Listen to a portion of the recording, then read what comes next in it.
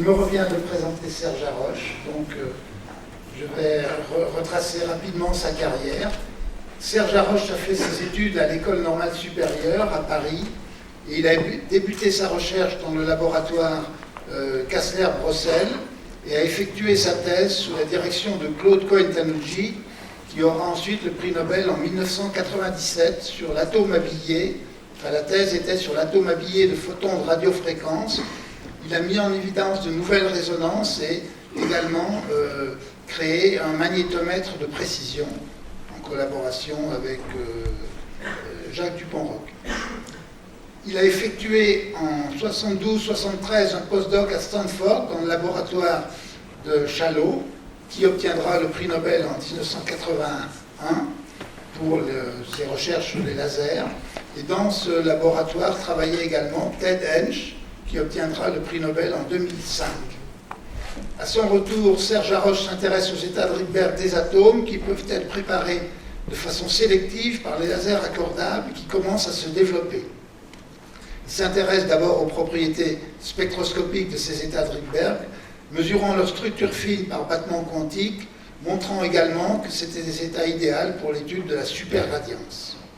Ensuite, il réalise des transitions micro-ondes entre atomes de Rydberg, fabrique des états circulaires et il démontre que le système atome de Rydberg émettant ou absorbant un photon et cavité micro-ondes est idéal pour l'étude des fondements de la mécanique quantique. Ce sont des expériences très difficiles car elles utilisent des cavités supraconductrices de haute finesse refroidies à l'hélium liquide. Avec ce système exceptionnel et unique au monde qui permet la manipulation d'objets quantiques uniques, Serge Haroche et son équipe, je citerai Jean-Michel Raymond et Michel Brune, mais beaucoup d'autres ont travaillé aussi, se sont d'abord intéressés à l'émission spontanée perturbée par la cavité, et puis c'est toute une série d'expériences de pensée imaginées par les pères de la mécanique quantique qui ont été faites, la cohérence et la décohérence pour des expériences dites de chat de Schrödinger, en observant des chats de plus en plus gros, en apprivoisant le chat de Schrödinger, en étudiant l'intrication entre la cavité et l'atome de Rydberg. On peut citer également le photon Mathusalem, c'est-à-dire un photon unique qui vit très longtemps, à savoir quelques millisecondes dans la cavité, ce qui est beaucoup. Il réalise la mesure non destructive de l'état quantique d'un photon. Il montre aussi qu'avec ce système, il est possible de réaliser des opérations de logique quantique en relation avec l'ordinateur quantique. Pour toute cette série d'expériences, Serge Haroche est récompensé en 2012 par le prix Nobel qu'il obtient avec David Vineland pour leurs recherches concernant la mesure et la manipulation des systèmes quantiques individuels. Serge Haroche a toujours aimé transmettre son expérience et son savoir.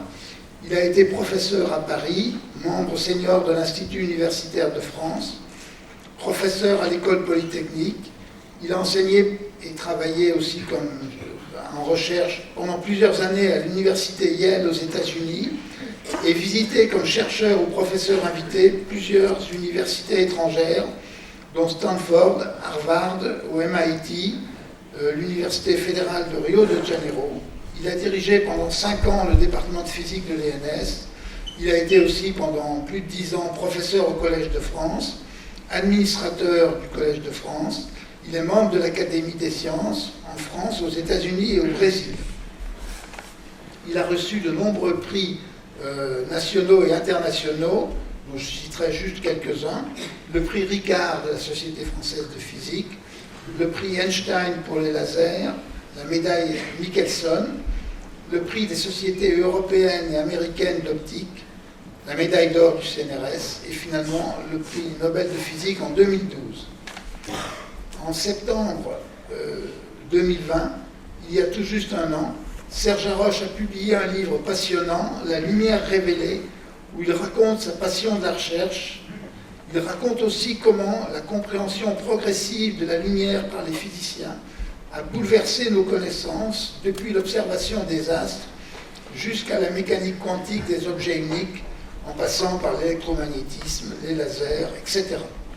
À l'occasion des 200 ans des découvertes d'André-Marie Ampère en électrodynamique, il nous a semblé essentiel de replacer les découvertes d'Ampère dans un contexte plus large. Pour cela, je donne donc la parole à Serge Haroche, que je voudrais remercier aussi vivement d'être venu à Lyon pour cette occasion.